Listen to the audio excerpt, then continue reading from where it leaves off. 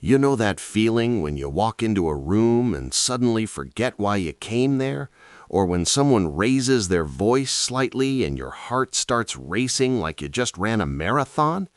What if I told you that these seemingly random moments might not be random at all, but are actually your brain's way of protecting you from past pain? Millions of people around the world are walking through life carrying invisible wounds, performing daily rituals and habits that seem perfectly normal to them, completely unaware that these behaviors are actually trauma responses shaped by experiences they may have buried deep in their memory. Today, we're going to explore the hidden world of trauma, uncovering those subtle patterns and behaviors that people exhibit without even realizing their coping mechanisms. And by the end of this deep dive, you might just recognize yourself or someone you love in these descriptions, finally understanding why certain things feel the way they do. One of the most common things people with trauma do without realizing is something called hypervigilance, which is essentially being constantly on high alert even when there's no real danger present. If you find yourself always scanning a room when you enter it, automatically noting where the exits are, or feeling uncomfortable sitting with your back to a door, you might be experiencing hypervigilance. This isn't just being cautious or aware of your surroundings in a healthy way. This is your nervous system stuck in survival mode, treating everyday environments like potential battlegrounds. People who grew up in unpredictable or dangerous situations often develop this heightened state of awareness as a survival mechanism. Their brain learned that being alert could mean the difference between safety and harm. So even years later, when the danger is past, the alarm system keeps running in the background, draining energy and creating constant low-level anxiety that feels so normal they don't even question it anymore. Another invisible pattern is the tendency to over-apologize for things that don't require an apology. You bump into a chair and say sorry to the furniture. Someone else makes a mistake and you apologize for their error. You express an opinion and immediately follow it with an apology for taking up space with your thoughts. This excessive apologizing often stems from environments where a person learned that they were somehow always at fault, or where minimizing themselves was a strategy to avoid conflict or punishment. The trauma doesn't just teach you to say sorry, it teaches you that your very existence might be an inconvenience to others, that taking up space is inherently wrong, and that preemptively apologizing might protect you from rejection or anger. What makes this particularly insidious is that people rarely recognize they're doing it, and when it's pointed out, they often apologize for apologizing too much, creating this recursive loop of self-diminishment. People with unprocessed trauma frequently struggle with something called emotional regulation, but it doesn't always look the way you might expect. Sometimes it manifests as being completely unable to access emotions, feeling numb or disconnected when you logically know you should feel something.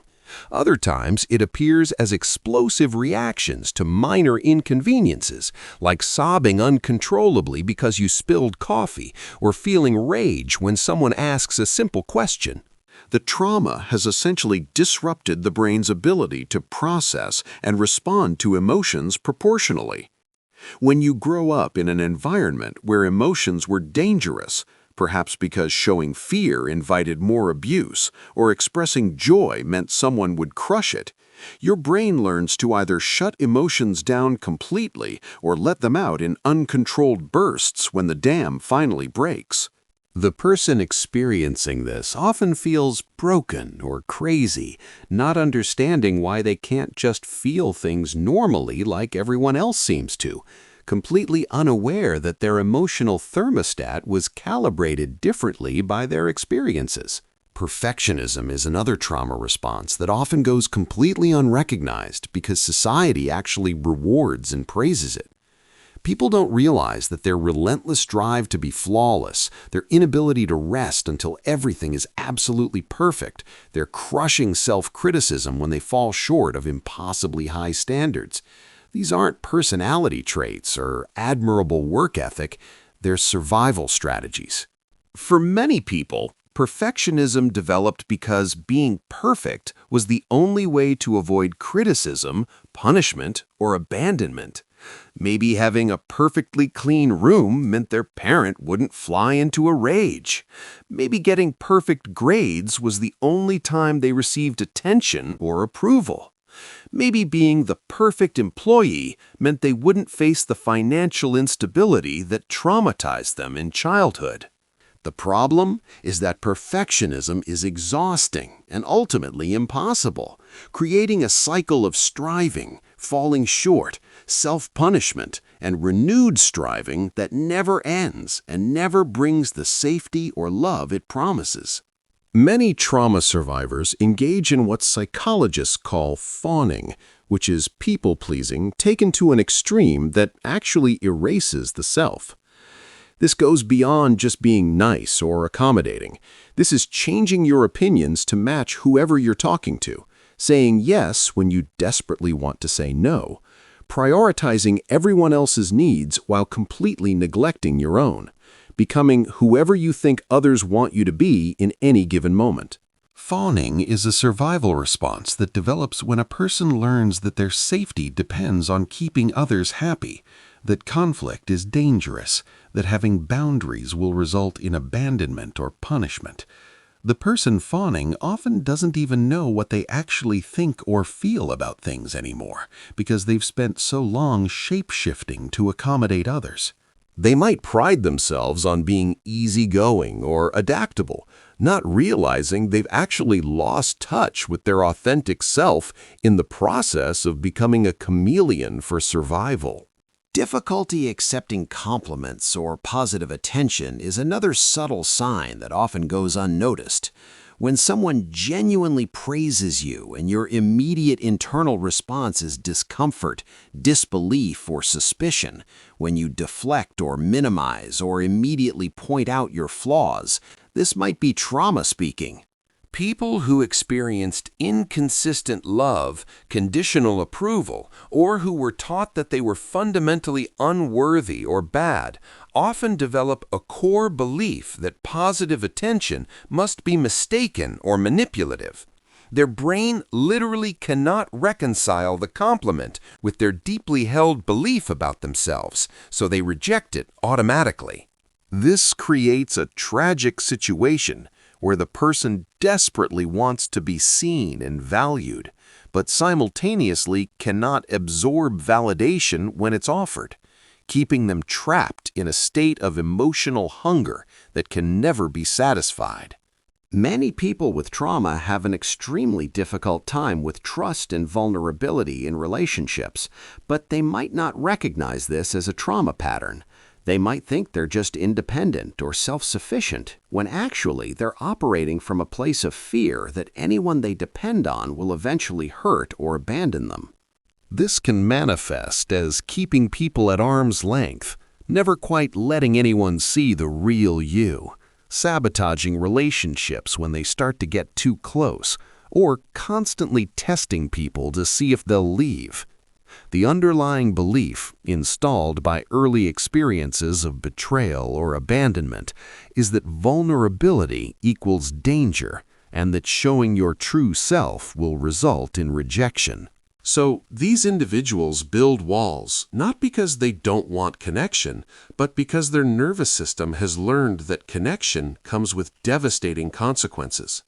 They often feel lonely and isolated, but the thought of actually letting someone in triggers such intense anxiety that the walls stay up, and they might not even consciously realize they're the ones maintaining the barriers. Dissociation is a trauma response that many people experience without having any idea that's what's happening. This isn't just daydreaming or losing focus. This is your consciousness partially checking out as a protective mechanism, creating a sense of unreality or detachment from your body, your emotions, or your surroundings. Some people describe it as feeling like they're watching their life happen to someone else, like they're behind glass, or like nothing feels quite real. Others experience it as losing time, suddenly realizing hours have passed with no clear memory of what happened. Dissociation develops as a brilliant coping mechanism when reality becomes too overwhelming or painful to process fully. If you couldn't physically escape a traumatic situation, your mind found a way to escape internally. The problem is that this mechanism often continues long after it's needed, activating in moments of stress or even randomly, leaving the person feeling disconnected and strange without understanding why their brain keeps checking out. Chronic fatigue and physical health issues often have roots in unprocessed trauma, though this connection is rarely made. Your body keeps the score, as the saying goes, meaning that psychological trauma creates physical manifestations. People with trauma histories have higher rates of autoimmune conditions, chronic pain, digestive issues, and unexplained fatigue.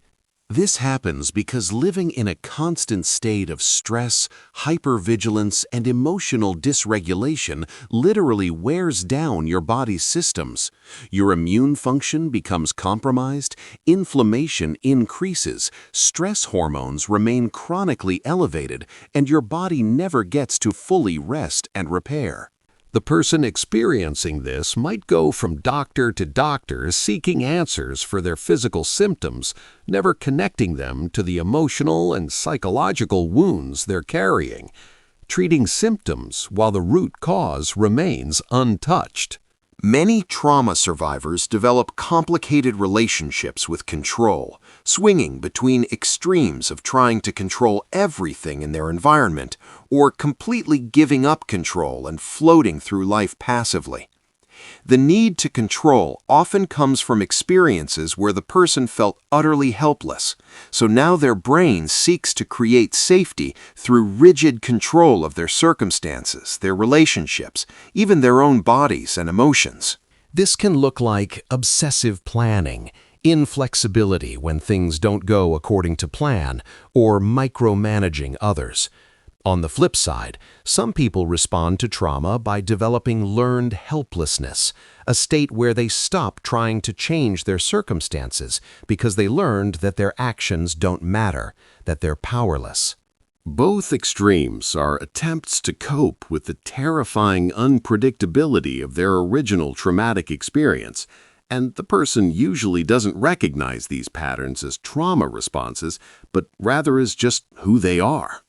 Difficulty being present in the moment is another pattern that often goes unrecognized. If you find yourself constantly living in the past, ruminating over what happened, or living in the future, anxiously planning and worrying about what might happen, unable to simply be here now, this might be a trauma response. When the present moment has historically been dangerous or painful, your brain learns to escape it by mentally time traveling. Some people stay stuck in the past because part of them is still trying to process or change what happened, while others stay in the future because scanning for threats and preparing for worst-case scenarios feels safer than being vulnerable in the unknown present. Mindfulness and presence require a sense of safety that trauma disrupts, so these individuals are rarely fully where they are, missing their actual life while their mind works overtime trying to resolve the past or prepare for danger. Self-sabotage is a particularly cruel trauma response because it often shows up right when things are going well. You're in a good relationship, so you pick a fight or pull away.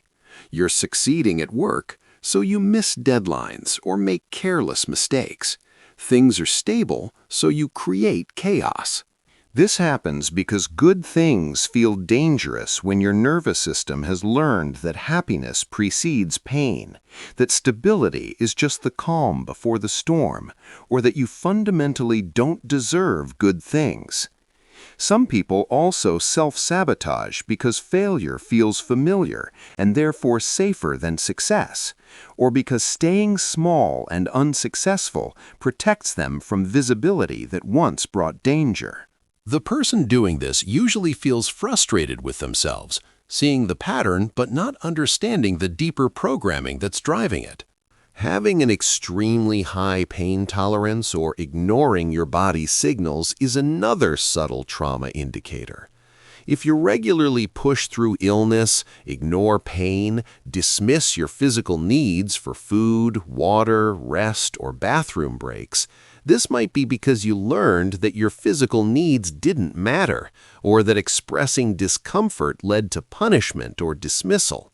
Many trauma survivors develop the ability to disconnect from their physical experience as a survival skill, and they carry this forward even when it's no longer necessary, often ending up with serious health issues because they ignored warning signs their body was sending. They might even pride themselves on being tough or resilient, not realizing that disconnection from bodily signals is actually a dissociative response to trauma. The inability to rest or relax without feeling guilty or anxious affects many people with trauma backgrounds. If you can only rest when you're completely exhausted or sick, if you feel guilty for taking breaks, if you can't enjoy leisure activities without feeling like you should be productive, if relaxation actually increases your anxiety, these are potential trauma responses.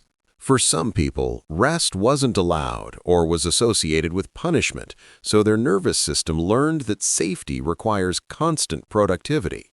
For others, letting your guard down meant danger could strike, so relaxation triggers anxiety because the hypervigilant part of you knows that this is when you're most vulnerable. Either way, these individuals are exhausted but unable to truly rest, trapped in a cycle of burnout that feels inescapable. Now you understand just how many everyday behaviors, feelings, and patterns might actually be trauma responses operating beneath your conscious awareness, protecting you in ways that may have helped you survive difficult circumstances, but might now be limiting your ability to truly thrive in the present. If you recognized yourself in any of these descriptions, please know that awareness is the first step toward healing, and there's absolutely no shame in carrying these wounds, because they're evidence of what you survived, not flaws in who you are. Trauma responses made sense in the context where they developed, and your brain did the best it could to keep you safe with the resources and understanding it had at the time. Whether these patterns showed up in your own life or helped you understand someone you care about, remember that healing is possible, that these responses can be gently unwound and replaced with healthier patterns, and that you don't have to carry this weight alone, because therapists, support groups, and healing communities exist specifically to help people move from survival to actual living. Take care of yourself. Be patient with your process, and know that recognizing these patterns isn't the end of the story, but rather the beginning of a new chapter where you get to rewrite the rules and create safety from the inside out.